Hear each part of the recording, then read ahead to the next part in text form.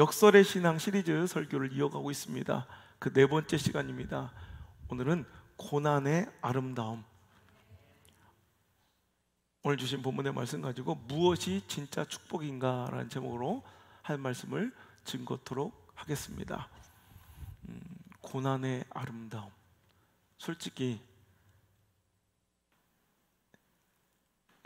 내 마음의 솔직한 감정과 마음은요, 실은 이런 말씀을 오늘 전하기도 너무너무 죄송스러울 정도로 전 국민이 모두가 너나 할 것 없이 큰 고통과 고난의 시간을 겪고 있어 안타까운 마음 금할 수가 없습니다. 특별히 조국 교회들이 큰 교회, 작은 교회 할 것 없이 모두 멘붕에 가까울 만큼 이전에 겪어보지 못한 심각한 위기를 당하고 있습니다. 옛날에는 어떤 어려움이 있어도요, 큰 대형 교회들은 실은 별로 흔들림이 없었거든요. 작은 교회들의 어려움이었지. 근데 지금 이 코로나19는요, 대형 교회, 소형 교회를 가리지 않고 똑같은 아픔과 어려움을 주고 있어요. 이런 말씀, 그래도 고난은 아름답습니다 라고 말씀을 전하기조차 송구하고 가슴 아픈 현실이지만, 그래도 분명한 것은 이 말씀이 오늘 우리를 향하신 하나님의 뜻으로 믿고 신뢰하며 이 말씀을 받을 때 진정 이 말씀이 제목처럼 우리에게 찾아온 이 고난과 아픔을 아름다운 추억으로 바꾸어줄 큰 힘이 이 말씀 가운데 있음을 믿으시길 바랍니다. 고난이 상처가 되고 먼 훗날 기억하기도 싫은데 자꾸 떠오르고 잊혀지지 않아 마음을 찢는 내 인생의 흉터가 되지 않기를 축복합니다. 이 말씀을 통해 우리를 향하신 하나님의 뜻과 마음을 잘 새기고 알아 오늘의 고난과 아픔이 먼 훗날 허허허 웃으며 아무것도 아닌 것처럼 이야기할 수 있는 여러분 가정과 인생의 추억이 되길 주님의 이름으로 소망합니다. 오늘의 상처가 흉터가 되면 안 돼요. 추억거리가 돼야지. 하나님 우리를 향하신 뜻은 분명합니다. 여호와의 말씀이니라. 너희를 향한 나의 생각을 내가 아나니 평안이요 재앙이 아니니라. 너희에게 미래와 희망을 주는 것이니라. 아멘.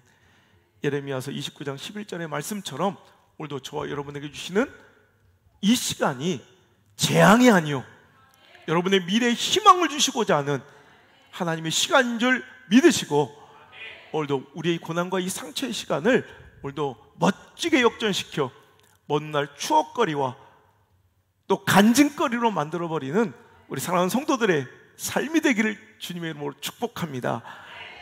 여러분, 말씀 그대로 고난의 유익과 아름다움은요, 고난은 우리에게 축복을 가져다주는 기회라는 거예요. 고난은 우리에게 진정한 축복, 진짜 축복을 우리에게 선물하는 시간인 줄 믿으시길 바랍니다. 말씀을 통해 또 신앙의 선배님들을 통해 하나님의 일하시는 스타일을 발견하게 됩니다.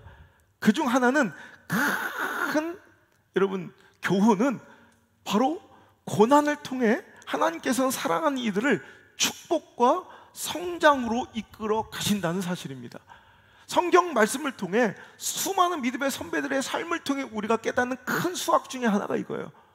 하나님은 언제나 우리의 고난, 우리의 슬픔, 우리의 좌절과 절망의 시간을 통해서 우리의 삶을 언제나 큰 축복과 성장과 번영으로 이끌어 가시는 분이라는 것, 오늘도 여러분 잊지 않고 이 고난의 시대를 살아갈 수 있기를 주의 이름으로 축복합니다. 욥기서 23장 10절의 그 유명한 말씀처럼 그러나 내가 가는 길을 그가 아시나니 그가 나를 단련하신 이후에는 내가 순금과 같이 될 것이다. 그가 나를 연단하신 이후에는 내가 반드시 순금처럼 정금처럼 더 멋지고 가치 있고 값진 인생을 살아갈 것이다. 이 믿음이 오늘 이 시대 아무리 당신의 삶에 옥죄인 아픔과 어려움과 고난이 있어도 이 말씀의 결론을 잊지 않고 살아가는 저와 여러분 되셔야 한다는 거예요. 출애굽 사건을 기억해 보시면 결국 하나님께는 출애굽이 뭐냐?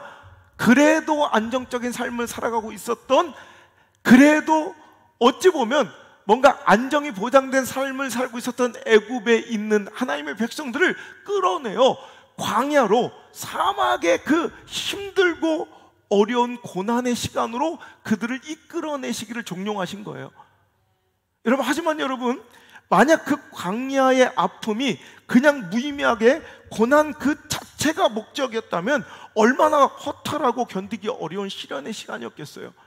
만약 그들을 출애굽시키는 거, 애굽에서 탈출시키고 결국은 40년 동안을 그 광야, 그 사막 한복판에 하나님께서 이끌어내시는데, 그 사막이 그들의 인생의 종착역이라면 얼마나 허탈하고 정말 얼마나 견디기 어려운 시간이었겠습니까? 하지만 우리는 알거니와 거기가 끝이 아니라 하나님께서 그 고난의 광야를 허락하신 이유는 그 너머에 젖과 꿀이 흐르는 축복과 약속의 땅 가나안을 그들에게 선물하기 위한 하나님의 약속의 시간이었는 줄 믿으시길 바랍니다.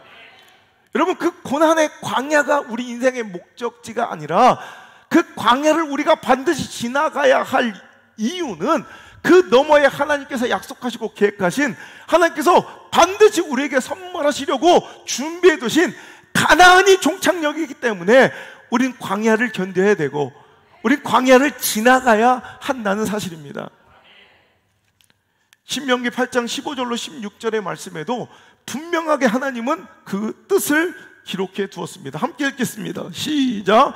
너를 인도하여 그 광대하고 위험한 광야, 곧 불뱀과 정갈이 있고 불이 없고 건조한 땅을 지나게 하셨으며, 또 너를 위하여 단단한 반석의 물을 내셨으며, 내 조상들도 알지 못하던 만나를 광야에서 내게 먹이셨나니, 이는 다 너를 낮추시며 너를 시험하사 마침내 내게 복을 주려 하심이었느니라. 아멘입니까?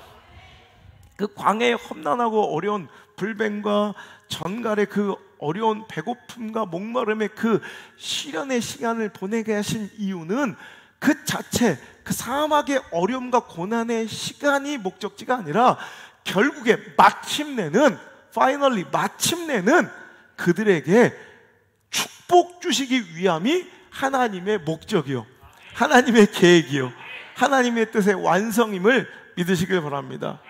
그런데 여러분의 고난, 지금 겪고 있는 아픔은 왜 다르다고 생각하시냐는 거예요. 마침내 복을 주려 하심이었느니라. 이 말씀의 약속과 결론은 저와 여러분의 삶에도 전혀 다르지 않을 줄 믿습니다. 마침내 결국에는 복을 주려 하심이었구나 라는 이 결론은, 이 해답지는, 이 엔딩은 절대로 저와 여러분에게도 다르지 않는 사실임을 믿으시길 바랍니다. 오늘 내가 아픈 이유는, 오늘 내가 외로운 이유는, 오늘 나의 눈물이 마르지 않는 이유는 바로 나를 사랑하시는 하나님의 사랑이신 줄 역설적으로 기억하시길 바랍니다. 나를 축복과 젖과 꿀이 흐르는 땅 가나안의 은혜를 주시기 위하여 그곳으로 인도하시기 위한 하나님의 사랑의 손길이며, 그러므로 우리가 이겨내야 될 당연한 과정인 줄 오늘 믿으시기를 간절히 소망합니다. 진주를 만들 때는요, 반드시 진주를 품을 조개에 상처를 냅니다. 결국엔 진주는요, 조개 가운데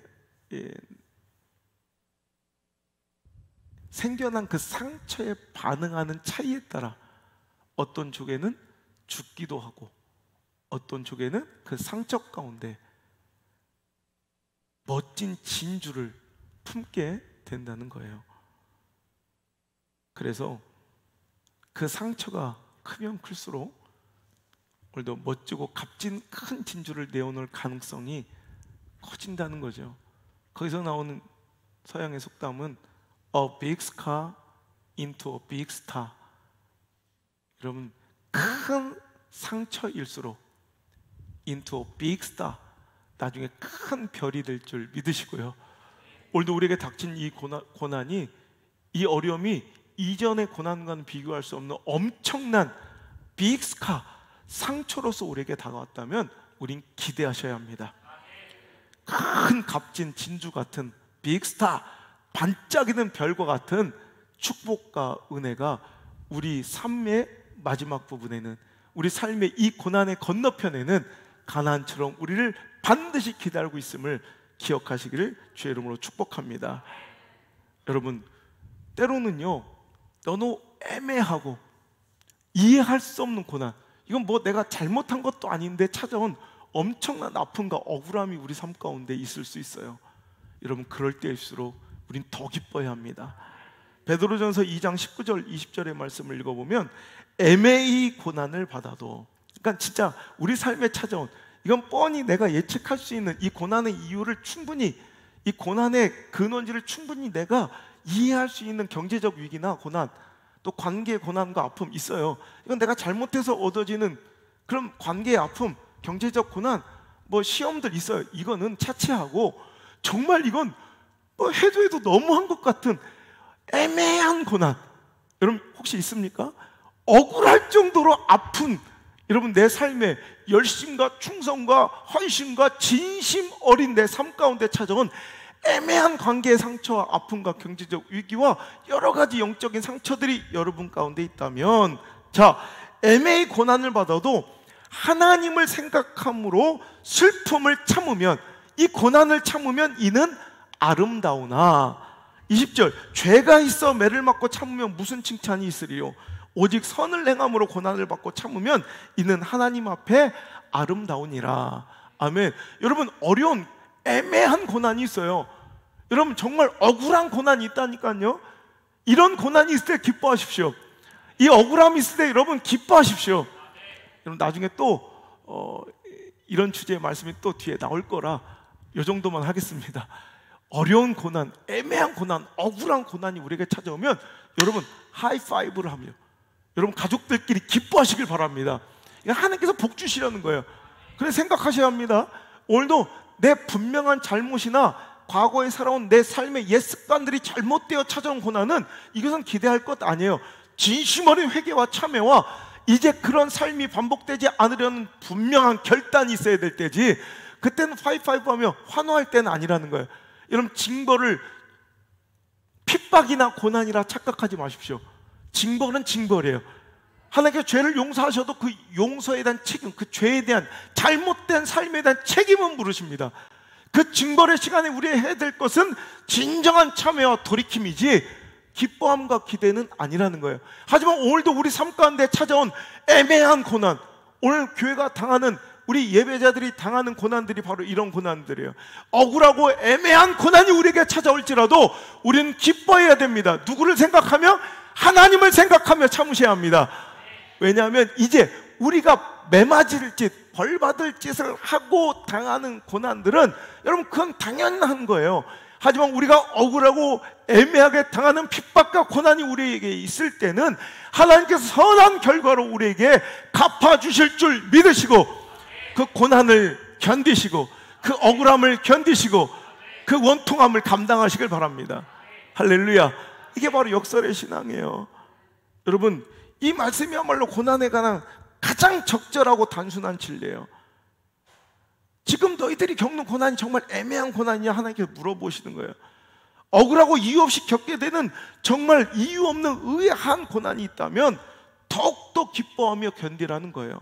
그 고난을 통해 하나님께서 더욱 값진 하나님의 상급을 가져다 줄 것임을 믿으라는 말이에요.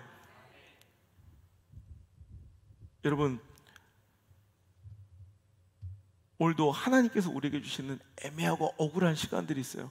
이건 뭐가 잘못된 게 아니에요. 그죠? 코로나19가, 물론 이 고난의 시간에 우리는 우리 스스로를 성찰하고 지금까지 우리가 가져왔던 너무나 당연시했던 이런 삶의 일상들과 신앙생활의 이 가치 있는 것들에 대한 감격 없이 살았음을 우리는 통회하며 정말 가치 있는 것들을 분별하고 우리도 소중히 여기는 영적인 도전은 받아야 돼요. 충격은 받아야 돼.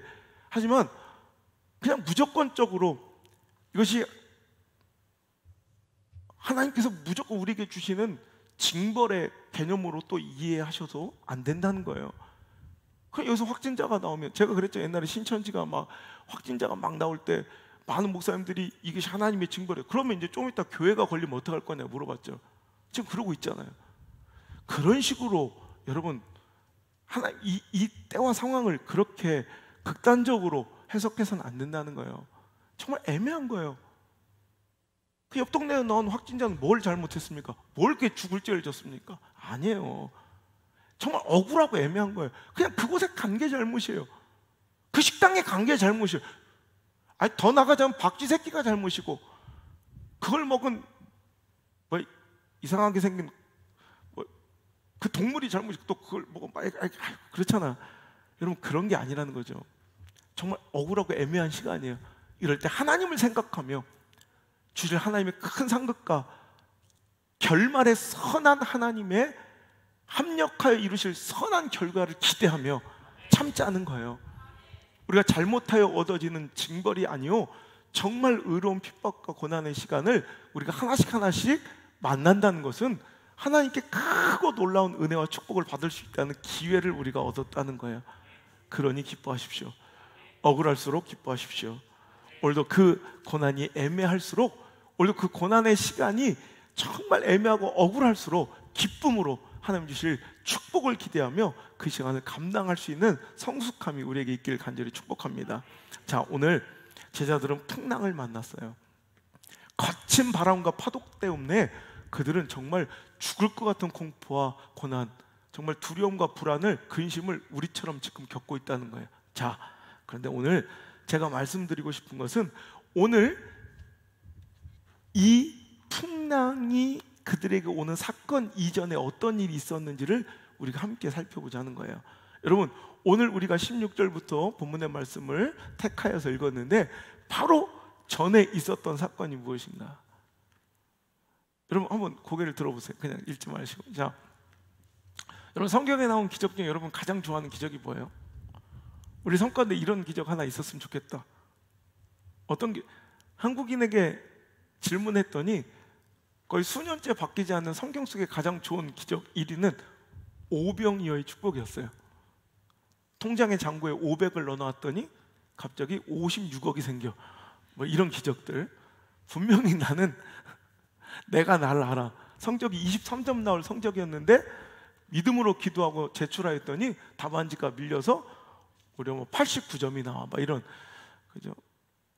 한국인이 가장 좋아하는 성경의 기적 오병이어의 사건이 바로 오늘 이 사건 이전에, 방금 전에 일어났던 사건이 바로 이거예요.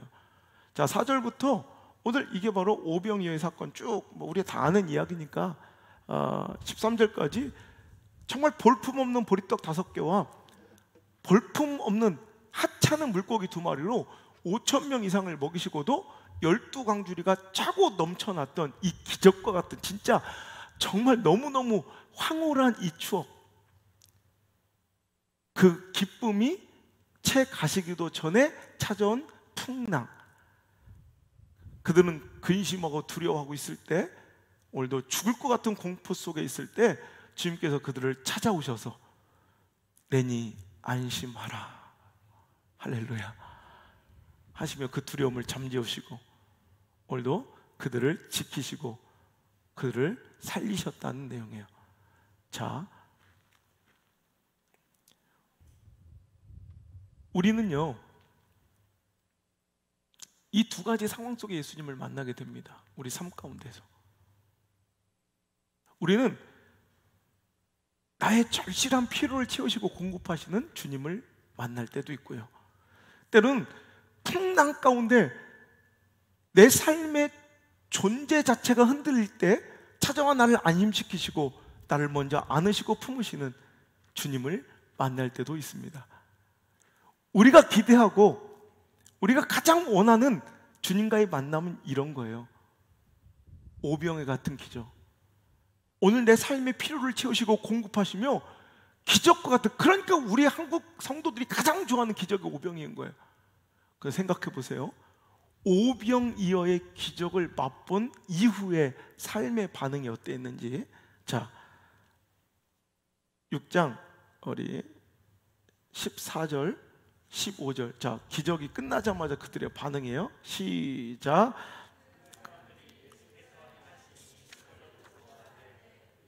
참으로 세상에 오실 그 선지자라 하더라. 그러므로 예수께서 그들이 와서 자기를 삼으려는 줄 아시고 다시 혼자 산으로 떠나가시니라. 아멘. 자 보세요. 배고프죠. 너무 힘들고 어려운, 뭐 어디 떡을 살 곳도 없는데 너무나도 많은 사람들이 굶주리고 있어요. 우리 삶이 이런 굶주림에 빵이 필요할 때가 있어요. 물질이 필요할 때가 있어요. 정말 기적처럼 하나님께서 막 나한테 이렇게 공급하실 은혜가 간절할 때 있어요. 그때 하나님께서는 보란듯이 오병이어를 통해 2마리의 물고기와 떡 5덩이 같은 초라한 내 삶을 뒤집어 풍족함으로 바꿔놓으신 예수님을 만났더니 그 다음에 사람들과 제자들의 반응은 무엇이었냐면, 이제 내 삶 가운데 이런 필요와 내가 원하는 가치를 늘 공급하시고 채우실, 내 필요와 욕망을 이루어 주실 임금으로 예수님을 필요로 했다는 거예요. 이해되십니까? 오병이어의 기적을 우리는 항상 바라고 오병이어의 은혜를 구하며 예배의 자리에 나오지만 그 결과는 분명한 것은, 이제 예수님을 그들은 주님으로, 예수 그리스도로 알지 못하고 말로는 선지자라 하며 성경 말씀을 들먹거리나 실제로는 자기의 필요와 자기 안에 그 욕망을 채워주실 분으로 그를 붙잡으려, 그를 만나려 했다는 거예요. 그러자 예수님께서는 그 의도를 아시고 그들을 떠나 오늘도 혼자 산으로 그냥 도망쳐 버릴 정도로, 여러분 그들의 의도는 분명했어요. 자기 민족적 감정, 자기의 오늘날의 필요를 채워줄 예수님을 필요로 한 거예요. 그런데 오늘 풍랑을 만났을 때, 즉 고난, 인생의 고난의 풍랑을 만났을 때 찾아오신 예수님을 만난 제자들의 반응은 어떠했냐는 거예요. 그 결과는 완전히 사뭇 달라요. 그 이후에 제자들은 그분이 생명의 떡임을, 오늘도 하나님 아버지께로 갈 유일한 통로임을 알게 되는 값진 결과를 맞이하게 됩니다. 자, 뒤에 말씀을 읽어볼까요? 26절부터 한번 읽어보겠습니다. 시작. 예수께서 대답하여 이르시되 내가 진실로 진실로 너희에게 이르노니 너희가 나를 찾는 것은 표적을 본 까닭이 아니요 떡을 먹고 배부른 까닭이로다. 썩은 양식을 위하여 일하지 말고 영생하도록 있는 양식을 위하여 하라. 이 양식은 인자가 너희에게 주리니 인자는 아버지 하나님께서 인치신 자니라. 그들이 묻되 우리가 어떻게 하여야 하나님의 일을 하오리까? 예수께서 대답하여 이르시되 하나님께서 보내신 일을 믿는 것이 하나님의 일이니라 하시니, 그들이 묻되 그러면 우리가 보고 당신을 믿도록 행하시는 표적이 무엇이니까? 하시는 일이 무엇이니까? 기록된 바 하늘에서 그들에게 떡을 주어 먹게 하였다 함과 같이 우리 조상들은 광야에서 만나를 먹었나이다. 예수께서 이르시되 내가 진실로 진실로 너에게 이르노니 모세가 너에게 하늘로부터 떡을 주는 것이 아니라 내 아버지께서 너에게 하늘로부터 참떡을 주시나니 하나님의 떡은 하늘에서 내려 세상에 생명을 주는 것이니라. 그들이 이르되 주여 이 떡을 항상 우리에게 주소서. 예수께서 이르시되 나는 생명의 떡이니 내게 오는 자는 결코 줄이지 아니할 터이요 나를 믿는 자는 영원히 목마르지 아니하리라. 그러나 내가 너희에게 이르기를 너희는 나를 보고도 믿지 아니하는도다 하였느니라. 아버지께서 내게 주시는 자는 다 내게로 올 것이요 내게 오는 자는 내가 결코 내쫓지 아니하리라. 내가 하늘에서 내려온 것은 내 뜻을 행하려 함이 아니요 나를 보내신 이의 뜻을 행하려 함이니라. 나를 보내신 이의 뜻은 내게 주신 자 중에 내가 하나도 잃어버리지 아니하고 마지막 날에 다시 살리는 이것이니라. 아멘. 여러분 이거예요. 오병이어의 축복도 기적입니다. 근데 그들은 오병이어의 놀라운 기적을 펼치시는 하나님을 보고, 예수님을 보고 그들은 떡이 필요해요. 먹고 배부른 육신의 떡을 위하여 예수님을 따라요. 근데 인생의 풍랑을 만난 제자들은 그 이후에 예수님께서 말씀하시잖아요. 이렇게 수많은 사람들이 나를 쫓고 따른 이유는 먹고 배부를 썩을 양식, 육체의 양식의 필요를 위하여 교회 다니는 사람도 많다는 거예요. 여러분, 풍랑 가운데 만난 예수님을 통하여 예수님이 참 그리스도이심을, 마지막 날에 나를 구원하실 생명의 떡이심을 알게 된 것입니다. 그러면 이 두 가지 기적 중에 어떤 것이 진짜 축복이냐는 거예요. 무엇이 진짜 축복입니까? 여러분의 모자름과 여러분의 갈증을 채워주는 오병이어 같은 예수님이 필요하십니까? 아니면 나를 영원히 살리실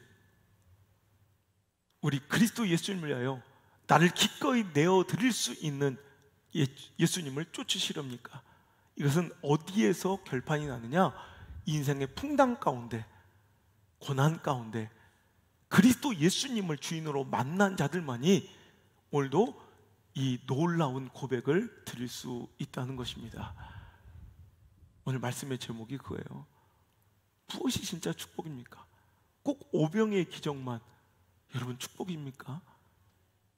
풍랑 가운데 오신, 우리 인생의 이 풍랑 가운데 만난 그 예수님, 내가 의지하고 손잡을 수밖에 없는 그 그리스도 예수님을 만날 수 있는 당신의 인생의 풍랑이 진짜 축복 아니겠습니까?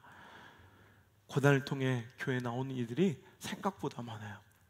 인생의 처참한 시간을 통해, 배신을 통해, 외로움을 통해 하나님을 만난 이들이 얼마나 많은지 몰라요.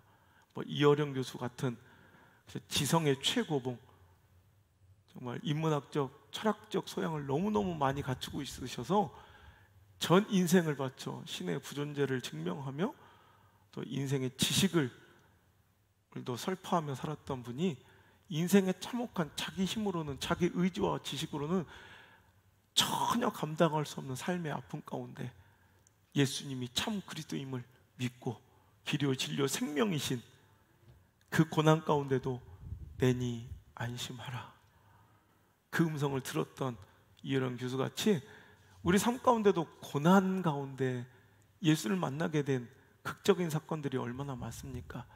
그렇다면 그 고난의 풍랑이 축복 아니겠냐는 거예요. 여러분, 참전 화장품 아시죠? 참전 화장품의 오너인 김광석 장로님의 이야기를 아십니까? 그는요 성대 약학과를 졸업하고 종로의 피부약국이라고, 여러분 한 번씩은 다 들어보셨을 거예요. 피부약국을 이제 경영하면서 장안의 화제가 되고 유명인이 되었습니다. 약국은 날로 번창하고 약을 팔아 번 돈으로 엄청난 부자가 되어 그가 첫 번째로 한 일이 뭔지 알아요? 도봉산 산기슭에 자기와 함께 철저한 불교 신자였던 어머니와 함께 인생의 수건 사업이었던 절을 지어 바쳤습니다. 오늘로 우리의 기준으로 얘기하면 안 놀라셔서 내가 첨언하는데 그냥 한 가정이 교회 하나 건축을 해드린 거예요. 내가 절에 가보면요 이런 가정들이 의외로 많아요. 한 가정이, 한 사업장이, 한 인생이 그냥 절 하나를 지어드린 가정들이 되게 많은데 교회는 그런 분들이 잘 없어. 우리 교회는 한 가정이 정말 축복받아서 우리 자녀들 가운데 여러분 내가 절망스러운 말 하고 싶진 않은데 이 세대는 그런 것 같고 우리 자녀들 가운데 혼자서도 충분히 성경 건축 한번 해드릴 수 있는 멋진 가정이 한번 나오기를 소망해 봅니다.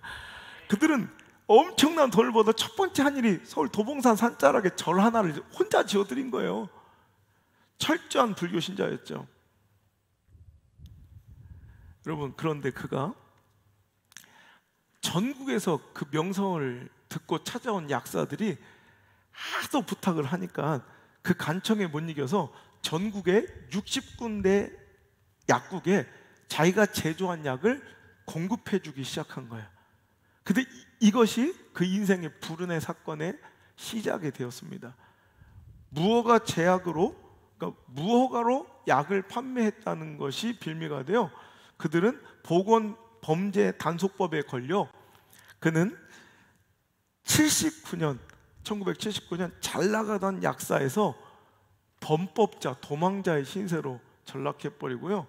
그는 6개월 동안 지명수배자로 피해 다니다가 마지막으로 찾은 것이 여기 또 반가운 분들 계실 텐데 저 양산의 통도사에 옛날 생각나시는 분들이 있으시죠? 작은 방구석 하나에 그는 거처를 마련하고 정말 인생을 정리하고 싶은 마음이었대요. 그런데 너무너무 우연하게 그 냄새나는 꿉꿉한 그 조그만 방구석에 숨어 있는데 거기에 아주 오래된 신문 한 장이 이렇게 있는데 그 신문이 공교롭게 자기 기사, 자기가 옛날 한참 잘 나갈 때 나왔던 기사, 그 기사가 실려있는 신문이 하나 있는 거예요. 그 신문을 보면서 자기 인생이 어쩌다 이렇게 되었나 그 허망함과 억울함과 분통함에 막 신문을 꾸기고 그 방 안에서 통곡하며 자기 인생을 되돌아보며 막 그냥 그렇게 애달게 울다가 애달게 통곡하다가 갑자기 인생 난생 처음으로 튀어나온 단어, 자기도 그때 왜 그 단어가 튀어나왔는지 울다가 자기 가운데 자기도 모르게 갑자기 튀어나온 단어가 바로 하나님이었던 거예요. 하나님. 자기도 소스라치게 놀라고 그는 그 자리에서 하나님을 영접하게 됩니다. 그는 정말 인생의 가장 처절한 고난 가운데 그는 하나님을 만나고 정리했던 인생을 정리한 것이 아니라 숨어 지내던 그 도망자의 삶을 그 자리에서 정리하고 스스로 내려와 자수를 하고요, 영등포 구치소에 구속 수감이 됩니다. 그리고 그 가운데서도 매일 성경을 읽고 그는 매일같이 성경 공부를 또 하면서 나와서도 그때 그는 기도 가운데 얻은 이제 아이디어로 창립한 것이 바로 멋진 성공신화 참전의 시작이 되었답니다. 여러분, 우리 인생 가운데도 정말 왜 이런 시간이 찾아왔는지 억울하고 답답한 한숨만 나오는, 신음만 터져 나오는 그 가운데 오늘도 오히려 진정한 내 주인 되시는 그리스도를 만나고 내 아버지 되시는 하나님의 이름을 목 놓아 부르는 멋진 인생의 경험이 우리에게 찾아온다면 그 시간은, 그 풍랑은 결코 우리 삶 가운데 손해가 아닐 줄 믿습니다. 오늘 인생의 풍랑을 만났습니까? 관계의 풍랑을 만났습니까? 자녀 문제의 풍랑을 만났습니까? 경제적 문제의 풍랑을 만났습니까? 여러분, 이제 누가 내 인생의 참 주인인지를 고백하며 그리스도 대신 참 구주 되시는 예수님을 진실로 만나는 기회가 되기를 주의 이름으로 축복합니다. 떡을 쫓아 예수님을 필요로 하여 찾아다니는 무리가 되지 마시고 오늘도 예수 그리스도를 쫓아 내 삶을 드릴 수 있는 멋진 제자로의 삶의 변화가 이 고난의 풍랑 가운데 그 제자들에게 일어났던 그 멋진 기적이 우리에게도 일어날 수 있기를 주님의 이름으로 소망합니다. 두 번째, 고난의 아름다움은 바로 겸손의 자리로 우리를 초대하는 겸손의 초대장이 된다는 것입니다. 고난이 있기 전, 풍랑이 있기 전 내가 내 인생을 노를 저어 살아갈 때는요, 내가 잘하는 줄 알았어요. 내가 잘난 줄 알았어요. 내가 얼마든지 이 바다 호수 가운데 내가 가고 싶은 그 방향대로 이 배를 저 마음껏 내 힘대로, 내 능대로, 내 원대로 살 수 있을 줄 착각하고 살고 있었죠. 그런데 우리 인생에 풍랑이 찾아오니 말입니다, 내 힘으로 할 수 있는 것이 아무것도 없더란 말입니다. 그게 바로 풍랑이 우리에게 주는 가장 큰 선물 중에 하나입니다. 이제 내가 무장해제가 되어 나는 아무것도 아닙니다, 주님의 은혜가 아니면, 주님의 사랑이 아니면 나는 아무것도 할 수 없습니다 고백하며 겸손하게 주님 발 아래 엎드리는 시간이 바로 우리에게 찾아온 풍랑이라는 고난의 시간이라는 거예요. 여러분, 이 고난의 시간을 통해 교만했던 내 자아를 깨트리고 겸손하게 주님 앞에 엎드릴 수 있기를 주의 이름으로 축원합니다. 삼손처럼 말해요. 사사기 16장 28절에 그는 이렇게 하나님께 고백합니다. 삼손이 여호와께 부르짖어 이르되 주 여호와여 구하옵나니 나를 생각하옵소서. 하나님이여 구하옵나니 이번만 나를 강하게 하사 나의 두 눈을 뺀 블레셋 사람에게 원수를 단번에 갚게 하옵소서. 여러분, 삼손은 여러분 성령의 능력을 육체적 힘으로 받은 유일한 사람이었죠. 여러분, 그는요 결정만 하면 1000명이건 여러분 10,000명이건 대적의 숫자는 그렇게 중요치 않을 정도로 그는 힘이 장사였고요, 못할 것이 없는, 정말 불가능이 없어 보이는 잘 나가는 인생이었습니다. 그런데 그가 자기 의도와 자기 주관과 깨어지지 않는 자기 정욕과 자기 오만한 자아로 살다가 두 눈이 뽑히고 박살났을 때 인생의 고난 가운데 그는 하나님께 구하옵나니 이번만 나를 강하게 하사. 이 기도에 담겨있는 깊은 내면의 고백은 무엇입니까? 지금까지 나를 강하게 하셨던 것은 나의 트레이닝이나 나의 원초적 힘이 아니요 하나님께서 공급하셨다는 고백이고 인정인 줄 믿습니다. 이번만 나를 강하게 하사. 여러분 보세요, 고난이 찾아오자 자기 인생의 모든 힘의 원동력이 어디였는지를 분명하게 깨닫게 되더란 말이에요. 역대하 20장 12절 여호사밧 왕의 기도를 들어보세요. 우리 하나님이여 그들을 징벌하지 아니하시나이까. 우리를 치러 오는 이 큰 무리를 우리가 대적할 능력이 없고 어떻게 할 줄도 알지 못하고 이제 오직 주만 바라보나이다. 아멘. 모압과 암몬과 마온의 연합군이 그들을 쳐들어옵니다. 자기의 능력으로는 해결할 수 없어요. 어떻게 해야 될지, 방법조차 어떻게 이 일을 처리해야 될지, 해결해야 될지 이제 감도 잡을 수 없을 때 있지 않습니까? 그때 우리는 비로소 고백하게 되는 거예요. 아, 나는 아무것도 아니네요. 주님의 능력이 없으면, 주님의 지혜가 없으면, 주님께서 보호하시는 공급하시는 생명이 없으면 저는 아무것도 아닙니다 고백하며 이제 저는 주만 바라보겠습니다. 이게 바로 고난의 유익입니다. 겸손하여지는 것.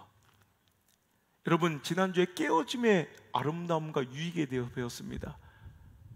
우리는 자아가 깨어져야 돼요. 내 오만한 고집이 깨어져야 돼요. 내 생각과 경험, 나부랭이가 깨어져야 돼요. 내 지식관계가 깨어져야 돼요. 감정이 깨어져야 돼요. 통계 확률치가 깨어져야 돼요. 신앙은 깨어짐이에요. 근데 그 깨어짐이 언제 오냐는 거예요.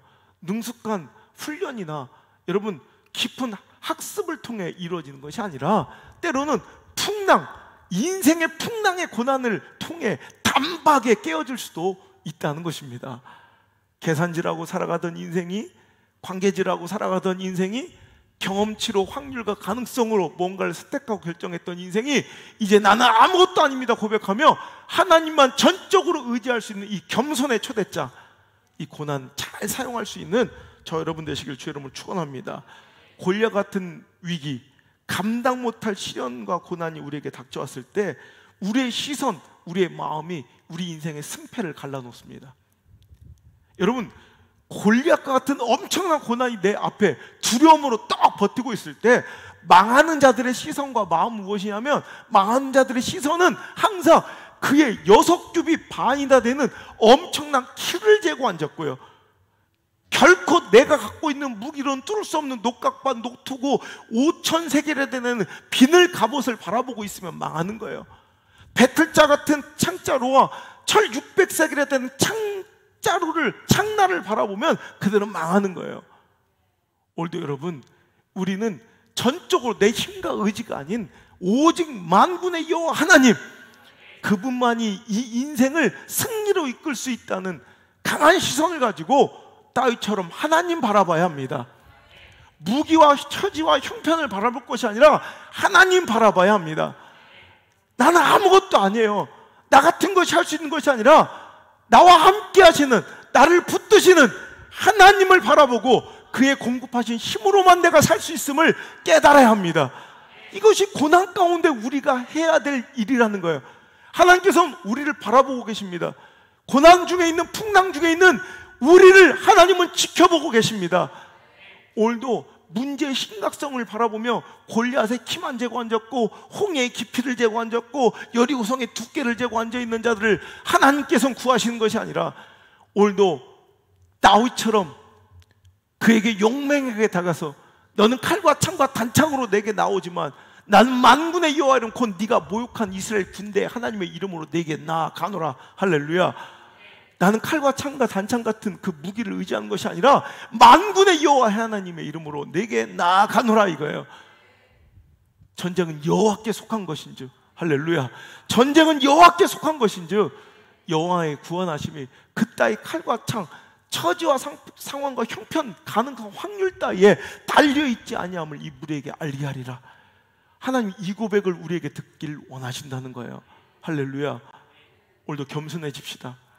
오늘도 내가 무엇인가 할 수 있다고 여러분 칼과 창과 단창을 찾고 여러분 칼을 갈고 있는 것이 지혜가 아니요, 풍랑 가운데는, 인생의 고난 가운데는 나는 아무것도 아님을 고백하고 나를 이기게 하실, 나를 승리케 하실, 나를 역전시키실, 이 고난과 풍랑을 잠재우실 하나님을 바라보며 귀 기울여 그분의 음성과 위로를 듣는 거예요. 예배 가운데 사랑하는 딸아, 사랑하는 딸아, 내니 안심하라. 사랑하는 아들아, 사랑하는 내 아들아, 내니 안심하라. 그분 아니면 나는 아무것도 할 수 없으며 거꾸로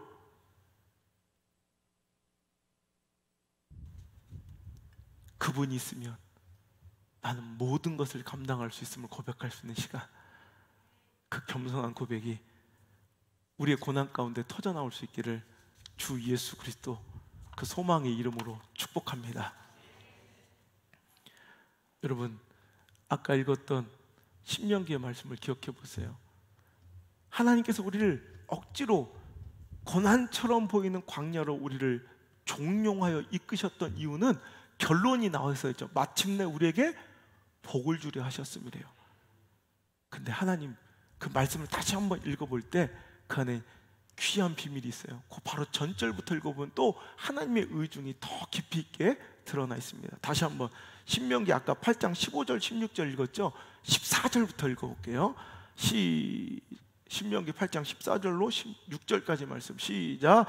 내 마음이 교만하여 내 하나님 여호와를 잊어버릴까 염려하노라.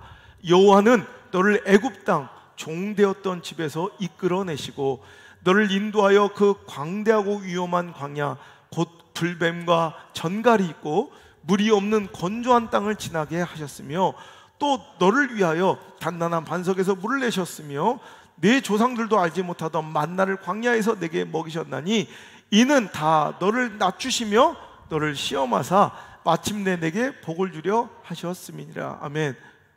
그래서 여러분 하나님의 의도가 나와 있죠. 내 마음이 교만하여 내 하나님 여호와를 잊어버릴까 염려하노라. 다 너를 낮추시며 시험하사 마침내 내게 복을 주려 하십니다. 고난 중에 교만하면 끝난 거예요. 고난은 마냥 기다리고 앉아 있으면 반드시 축복으로 변하는 시간이 아니라 고난 중에 깨어져야 돼요. 겸손해져서 나를 낮추시는 하나님을 인정하고 그분께 순복할 때 그때 마침내 복이 되는 것이지 고난 자체가 복이 아니라는 것입니다. 오늘도 여러분 고난을 만났습니까? 깨어지길 바랍니다. 그래서 내 인생의 성패를 좌우하시며 오늘도 나를 살리기도 하시고 죽일 수도 있는 오늘도 만군의 여호와 하나님을 붙들고 그 앞에 겸손하게 엎드려 나의 헛된 노력에 내 인생을 승리로 이끌 줄 자만하고 오만하게 살았던 내 인생을 이제 박살내버리시고 나는 주님 아니면, 나는 말씀 아니면, 나는 예배 아니면, 나는 은혜 아니면 하나님의 위로 아니면 살 수 없습니다. 오늘도 고백하며 주님 앞에 나가 바짝 엎드릴 수 있는 오늘도 겸손한 주의 종들이 다 되시기를 이 고난의 풍랑의 이 거친 울음소리 가운데 여러분에게 소망의 말씀으로 선포합니다. 세 번째, 오늘도 고난이 아름다운 이유는 고난은 우리의 삶의 분주함을 정리하는 능력이 있습니다. 고난은 분주함을 정리하는 시간입니다. 할렐루야. 얼마나 바쁩니까? 우리 얼마나 바쁜 일상입니까? 현대인 가운데 오늘 자신이 한가하다고 여기는 사람 저는 아무도 없을 거라 생각해요. 여러분 한가하신 분? 저는 한가해 죽겠습니다. 다 바빠요. 그 말이 틀렸다는 게 아니에요. 당신이 거짓말하고 있다는 게 아니라 정말 바쁘겠어. 근데 그 바쁨의 대부분이 별 쓸데없는 것들로 바쁠 때가 많다는 거죠. 여러분, 애들도 바빠요. 애들도. 요즘 초등학생들이 더 바쁜 것 같아. 하다못해 백수도 바빠요. 백수가 과로사 한다는 얘기 들어봤죠?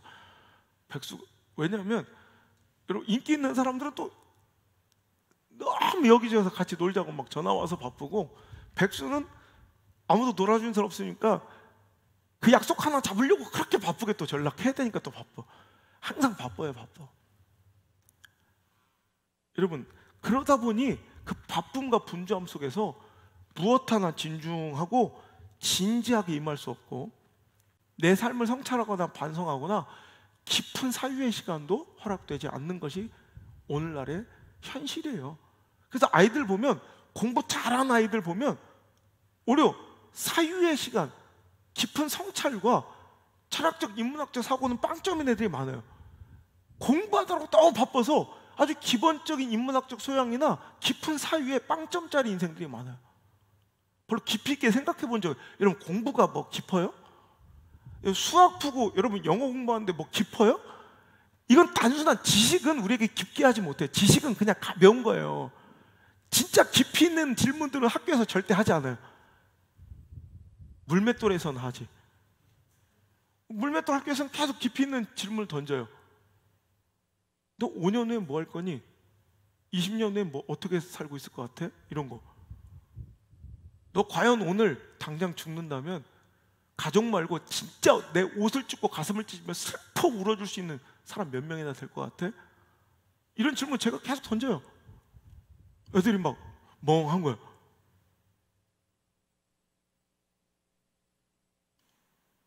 이제 몇 주 있다 또 토론 수업할 때 또 할 주제인데, 너 누가 10억을 준대. 그 대신 깜빵에 3년만 써 그래. 자, 1번 10억 받고 깜빵 3년 살래? 아니면 안 받을래? 이런 거. 이런 질문 받아봤어요? 뭐 깊이 있게 고민하고 생각할 시간, 기회조차 우리 자녀들은, 아니 당신들조차 허락되지 않는 게 이 삶의 분주함이에요. 우리를 자꾸 가볍게 살게 만들어요.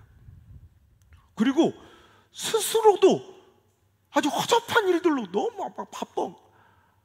뭘 그렇게 바쁜지 보니까 남참견, 코칭.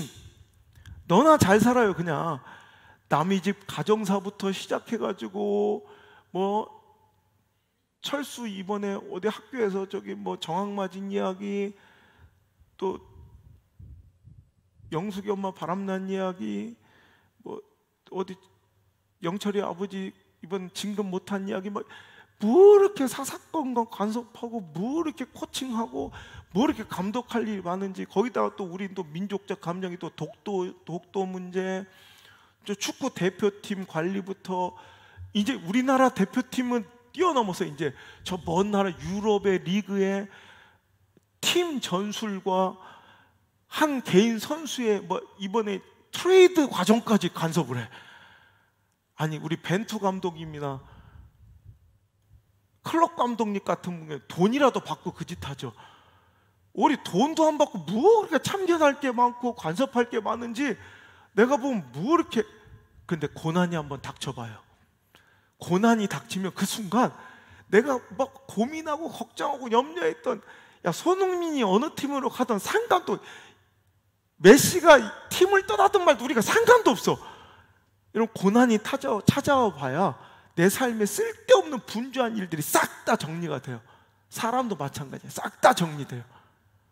그래서 고난은 우리에게 참으로 유익한 시간일 수도 있다는 거예요. 여러분, 제자들이요, 바로 이전에 오병이어의 사건까지는 계속해서 사람들이 몰려오고 예수님 지켜야죠, 가드라인 쳐야 되죠, 또 몰려오는 사람들의 이야기 들어서 선별할 거 선별해서 예수님한테 데려가야죠, 막 그 관리하느라고 엄청나게 분주하고 그 사람들의 필요와 욕망을 막 다 들어요. 얼마나 분주한 사역이었겠어요. 풍랑 뒤에 고난을 만나자 그 분주함이 싹 정리가 돼버려요. 여러분, 때로는 우리 인생의 풍랑은 그 분주하고 허접했던 그 모든 것들을 일순간에 정리시켜버리는 강력한 힘이 있습니다. 태풍이 올 때 여러분 안에 쓰레기 같은 것들이 싹 그냥 치워져 버리는 것처럼 오늘도 우리 인생에 정말 켜켜이 쌓이는 정리하지 못했던 그 모든 부분을 한 방에 정리해버리는 능력이 태풍이라는 거예요. 우리 삶에 고난의 태풍이 왔을 때 지금껏 자꾸 쌓아두고 있었던, 정리하지 못했던 분주했던 사고와 관계와 생각들 싹 다 정리해버리고 단순하게 그때 예수님만 바라보는 거예요. 그냥 예수님만 붙들어야 사는 거예요, 이 시간은. 여러분, 욥도 보세요. 그 엄청난 축복 때문에 그 재산 관리하고, 여러분 또 그 친구들 보세요. 고난 중에 만나봐야 그 친구가 진짜인지 아닌지 다 알아. 와서 자기가 친구로 생각했던 것들이 막 자기를 아픈 거 상처 주면서 그때 내린 결론은 뭐냐? 아이, 하나님밖에 없구나. 하나님께만 집중하고 붙들게 되잖아요. 여러분, 우리 인생이 그렇다니까. 고난의 풍랑이 와봐야 여러분 진짜 가치 있는 것들을 딱 분주함을 정리하고 남는 시간에 깊이 있게 사고하고 깊이 있게 자기를 성찰하고 자기 주변을 돌아보고 정말 소중한 것들을 붙잡게 되는 그 귀한 시간, 바로 고난의 풍랑이에요. 정리할 수 있는 시간, 여러분 좀 더 정리해버리고 단순하게, 여러분 옛날에는 생각할 거, 따져야 될 거, 계산해야 될 것들이 너무 많았어요. 근데 이렇게 코로나 같은 풍랑이 한번 싹 불어보니까 진짜 우리가 붙잡아야 될 거, 여러분 교회 지금 얼마나 바빴어요.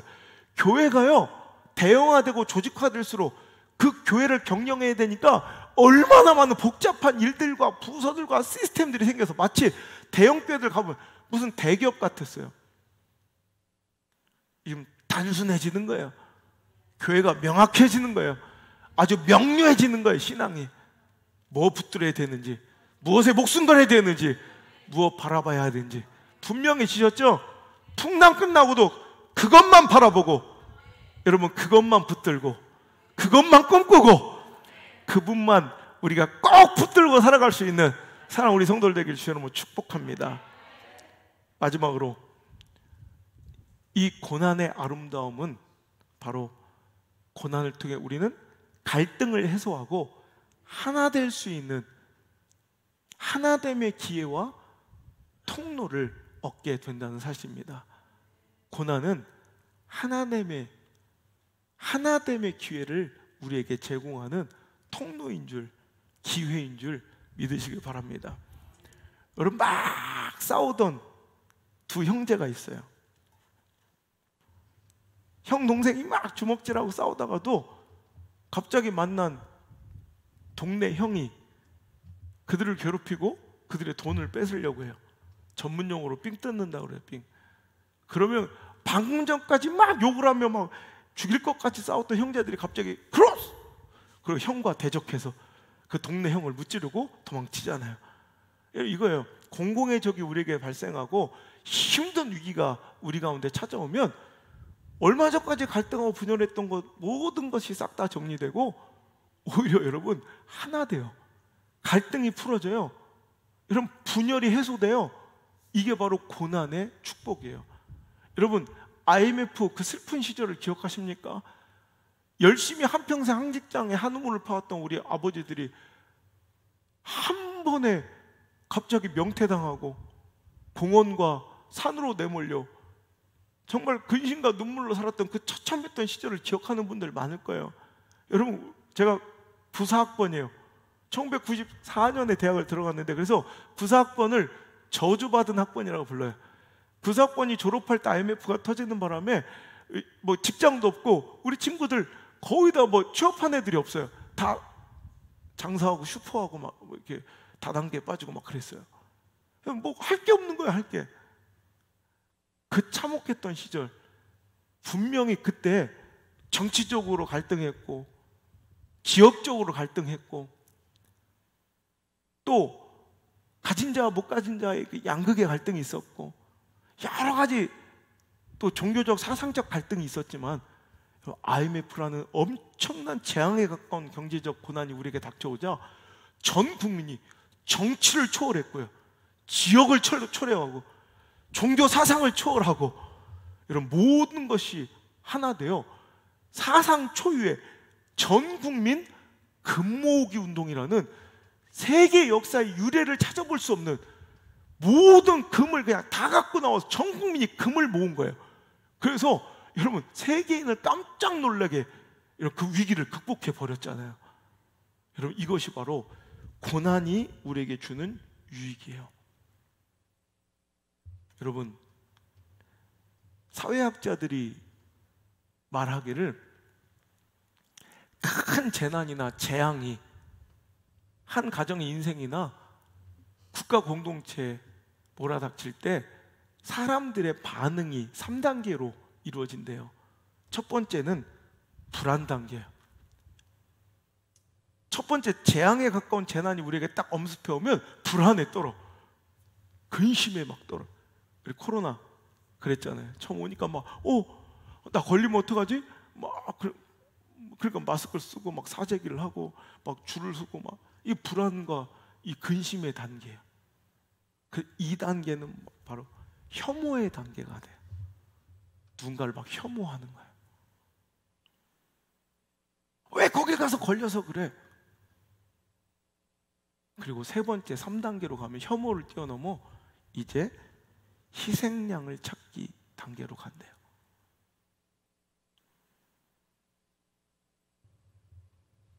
여러분 코로나19의 이 위기 속에서 제가 고난의 아름다움이란 역설적인 설교를 하는 이유가 이거예요. 고난은 축복이고 축복으로 가는 과정이고 고난은 겸손하여 하나님만 찾게, 하나님만 바라보게 하는 시간이고 고난은 우리 분주함을 정리하고 진짜 소중한 가치와 오늘도 우리가 끝까지 바라봐야 될 그분을 만나고 의뢰하고 엎드리는 시간이라 배웠어요. 그리고 이 고난을 통해 우리는 일반적으로 하나 되는 시간이라 배웠어요. 여러분 그런데 이 코로나19의 시간은 이것들이 힘들어진 위기예요. 그죠? 보니까 오늘 결론 이거예요. 고난을 통해 우리가 겸손해지고 오늘도 분주함을 좀 정리하고 더 예배에 집중하고 기도해야 하는데 그것이 불가능해졌어요. 고난 때문이라도 갈등했던 사회적 구조의 그 장벽들과 그 깊은 상처의 골들을 좀 메우고 하나 돼야 하는데 그게 불가능해졌어요. 오히려 코로나19 이 시간을 통해서 교회마저도 분열되기 시작했어요. 신앙보다 정치적 신념과 가치가 더 우위에 있는 사람들이 많고요. 자기가 선호하고 기호하는 정치적 성향과 이념과 위배되면 적으로 간주하는 시대적 아픔의 이 모습이 대세가 되어버리고 또 신앙의 방법과 행위와 선택과 결정은 너무나도 다른 거예요. 어떤 사람은 하나님을 너무너무 사랑해서 예배를 지키는 분들이 있고 어떤 사람은 하나님을 사랑하고 선교적 가치를 통해서 대면 예배를 드릴 수도 있어요. 근데 자기가 선택한 결정과 신앙의 가치와 다르면 완전히 적으로 간주하고 입에 담을 수 없는 거친 말과 정죄와 공격과 비판을 서슴없이 해대는 목사들과 교회와 성도들이 너무나도 많아요. 이게 진짜 코로나보다 더 심각한 위기라고 저는 생각을 해요. 교회마저도 사분오열되고 제가 SNS를 안 봐요. 목사님들이 모여서 서로를 힐난하고 비난하는 이제 수위를 넘어 선을 넘었어요. 자기와 뜻이 다르면 자기가 선택하고 결정한 것을 의롭다, 그것도 맞고 이것도 맞을 수 있다는 거예요. 자기가 선택한 어떤 정책 성향과 다르면 이것도 맞고 저것도 맞다는 거예요. 제가 이 말씀도 바로 다름의 아름다움이라는 주제로 또 다룰 것이기 때문에 깊이 들어가지 않지만, 코로나19라는 이 위기가 진짜 위기인 이유가 바로 이거예요. 고난을 통해 얻을 수 있는, 정말 하나님께 집중할 수 있는 기회도 놓쳐버렸고, 또 하나 될 수 있는 기회마저도 잃어버리고 있는 것은 아닌가. 여러분, 고난 가운데 정말 돈독해지는 가정들이 많아요. 옛날에 굉장히 힘들고 어렵고 갈등했던 가정들이 엄청난 위기의 시간을 함께 겪고 이겨내면서 정말 돈독해진 가정들 많아요.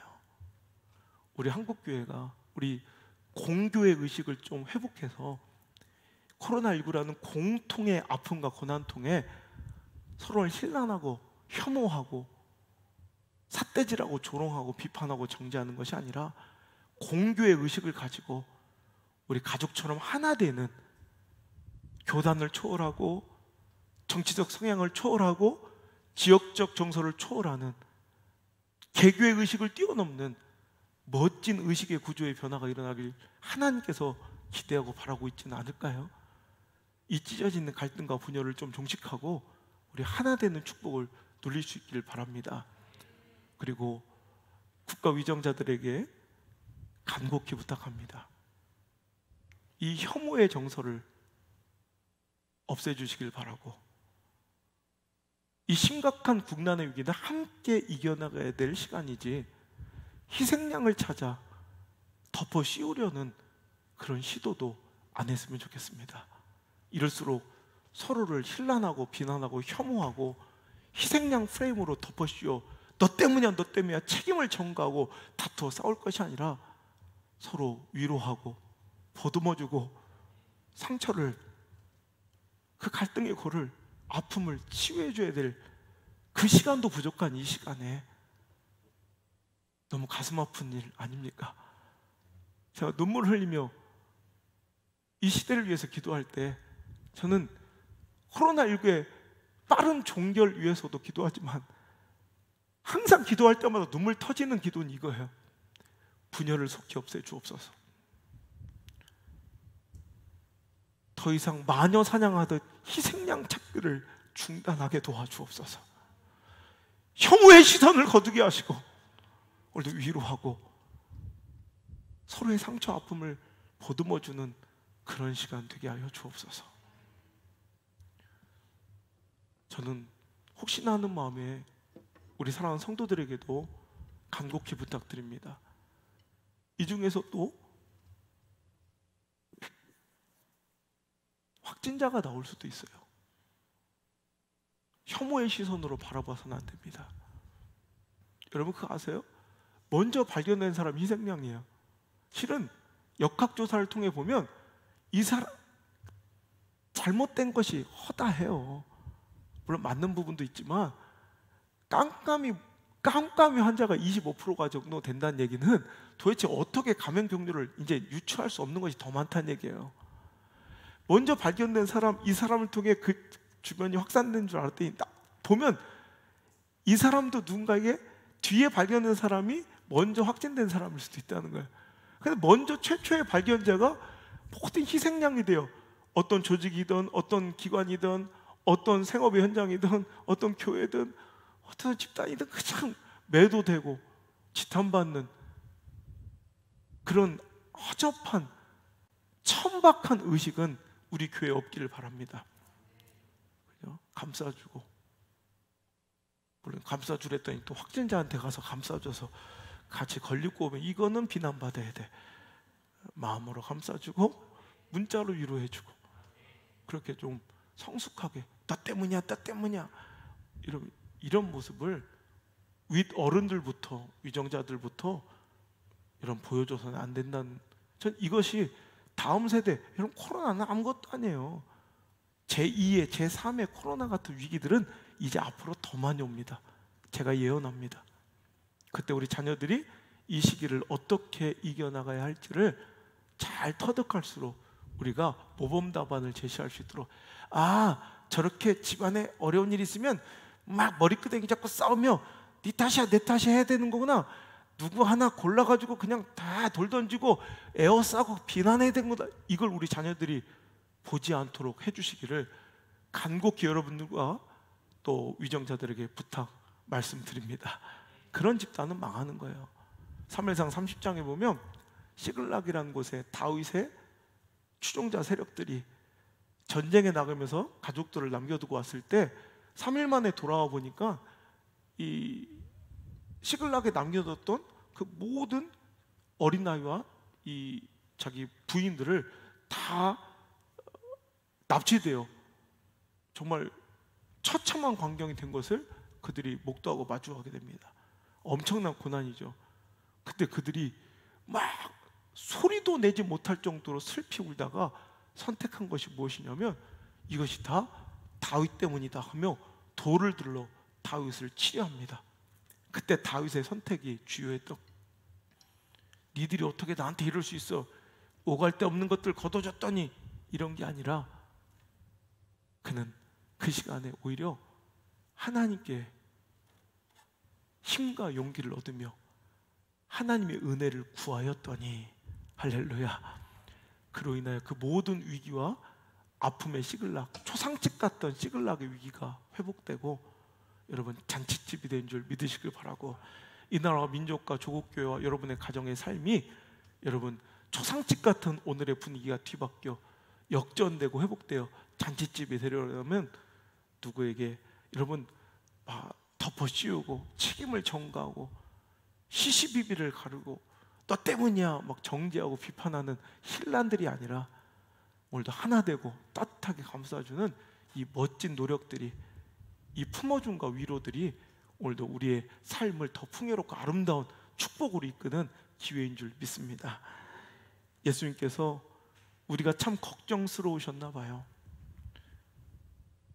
이제 이 땅에서 공생의 사역을 마치시며 하나님께로 가시며 드렸던 마지막 기도가 있어요. 요한복음 17장 11절의 말씀을 읽고 끝내겠습니다. 시작. 나는 세상에 더 있지 아니하오나 그들은 세상에 있사옵고 나는 아버지께로 가옵나니 거룩하신 아버지여 내게 주신 아버지의 이름으로 그들을 보존하사 우리와 같이 그들도 하나가 되게 하옵소서. 아멘. 예수님은 아신 거죠? 이 시대와 삶이 녹록지 않을 것을 말입니다. 이런 첫떡꾸러기 같은 우리들 이 땅에 남겨두고 가시며 얼마나 가슴이 아프고 애리셨겠습니까? 나는 하나님께로 가고 나는 아버지께로 가오나 그들은 이곳에 있어야 하오니, 저 불쌍한 이것들은 이곳에 있어야 하오니 그들을 제발 아버지 이름을 보존해 주시고 우리와 같이, 여기서 말하는 우리는 누구예요? 예수님과 하나님을 말하는 거예요. 예수님과 하나님의 뜻이 온전히 하나였던 것처럼 그들도 하나가 되게 하옵소서. 이 풍파가 많은 고난의 나그네 같은 삶을 살 우리들에게 남기신 하나님, 예수님의 마지막 기도가 저들도 예수님 하나님이 하나이신 것처럼 하나 되게 하옵소서였다면 이 고난의 나그네 같은 이 땅을 이겨낼 힘이 하나됨에서 나온다는 분명한 말씀일 것 같습니다. 우리 함께 기도합시다. 하나님, 우리가 하나 되게 하옵소서. 우리 민족이 하나 되게 하옵소서. 우리 한국교회가 하나 되게 하옵소서. 우리 교회가 하나 되게 하옵소서. 그래서 이 고난의 풍파를 잘 이기고 승리하게 하옵소서. 이 기도하는 마음으로 찬양합시다. 하나님의 음성을 들으시길 바랍니다. 내니 안심하라 풍랑 속에서 위로하셨던 하나님의 음성이 오늘 우리에게도 들려지길 간절히 소망합니다.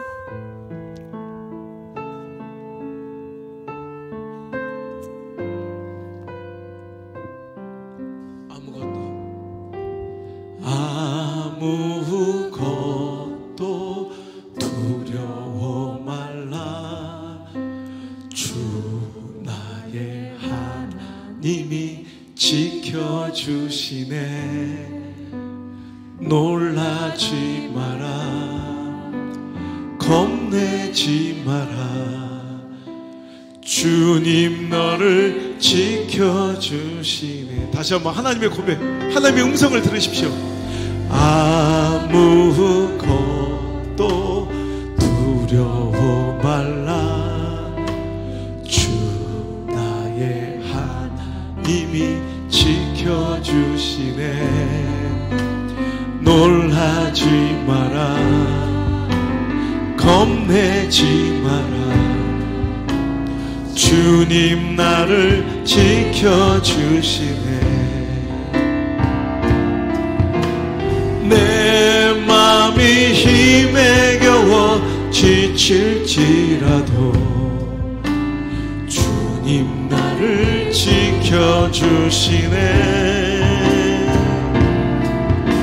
세상의 험한 풍파 몰아칠 때도 주님 나를 지켜주시네. 주님은 나의 산소, 주님은 나의 요새, 주님은 나의 소망, 나의 힘이 되시며. 내니 안심하라 하신 하나님의 음성을 듣습니다. 아무것도 두려워 말라. 주 나의 하나님이 지켜주시네. 놀라지 마라, 겁내지 마라. 주님 나를 지켜주시네. 아무것도 두려워 말라. 아무것도 두려워 말라. 주 나의 하나님이 지켜주시네. 놀라지 마라, 겁내지 마라. 주님 나를 지켜주시네. 믿습니까? 아멘. 내 맘이 힘에 겨워 지칠지라도 주님 나를 지켜주시네. 세상의 험한 풍파 몰아칠 때도 주님 나를 지켜주시네. 주님은 나의 산소, 주님은 나의 요새, 주님은 나의 소망, 나의 힘이 되시며. 주님은 나의 산성입니다. 주님은 나의 산소, 주님은 나의 요새, 주님은 나의 소망, 나의 힘이 되신 여호와. 주님, 두렵습니다. 이 코로나라는 풍랑이 두려운 것이 아니라 이 고난 중에, 이 풍랑 속에서 얻어야 될 고난의 유익과 아름다움을 놓쳐버릴까 두렵습니다. 이 고난 가운데 겸손해지고 낮아지고 분주함을 정리하고 주님께 더 엎드려 기도해야 할진데, 예배해야 할진데 그 시간을 놓치고 빼앗김에 두렵고, 이 고난을 통해 갈등과 분열의 골이 오늘도 덮여지고 깨어지고 종식되고 하나 되어야 할진대 우리 고난을 통해 또 찢어지고 상체기를 서로에게 내는 이 나라, 또 우리 조국 교회가 너무나도 서럽도록 슬프고 아픕니다. 주님, 고난을 통해 우리 더 이상 찢어지고 혐오하고 희생양을 찾아 덮어씌우고 책임 전가하는 일 없게 하시고 오히려 하나 되고 위로하고 보듬어주는 그런 나라가 될 수 있도록, 교회가 될 수 있도록, 그리스도인 될 수 있도록, 목사들이 될 수 있도록 주여 축복해 주옵소서. 이 고난을 통해 더 겸손하게 주님만 붙잡고 오늘도 엎드려 각자의 자리에서 더욱더 기도하는 우리 기도자들이 될 수 있도록 인도하여 주옵소서. 그래서 고난을 통해 주시려는 그 모든 축복과 아름다운 유익을 다 누리는 우리 사랑하는 모든 백성들 다 될 수 있도록, 우리 미디어 성전 가족들 다 될 수 있도록 인도하여 주옵소서. 이제는 내 인생의 풍랑과 고난 가운데 찾아오셔서 내니 안심하라 하시는 예수 그리스도의 은혜와 고난이 내 삶의 종착역이 아니요 그 너머에 가나안의 축복을 예배해 두시고 기다리시는 우리 아빠 아버지 하나님의 사랑하심과 이 거칠고 힘든 풍랑과 광야 같은 이 길을 우리 홀로 걷게 내버려 두지 아니하시고 늘 함께 계시며 도우시고 이끄시는 성령님의 손길이 오늘 이 자리 나와 기쁨으로 주님 찬양하며 하나님 아니면 아무것도 할 수 없음을 고백하며 겸손히 예배한 사랑하는 성도들 머리 위에, 저들의 가정과 삶 위에, 저들의 자녀들의 인생의 발걸음마다 이제부터 떠나가지 마시고 1초도 떠나지 마시고 1초도 떠나가지 마시고 영원토록 함께 머무시기를 간절히 또 간절히 축원하옵나이다. 아멘.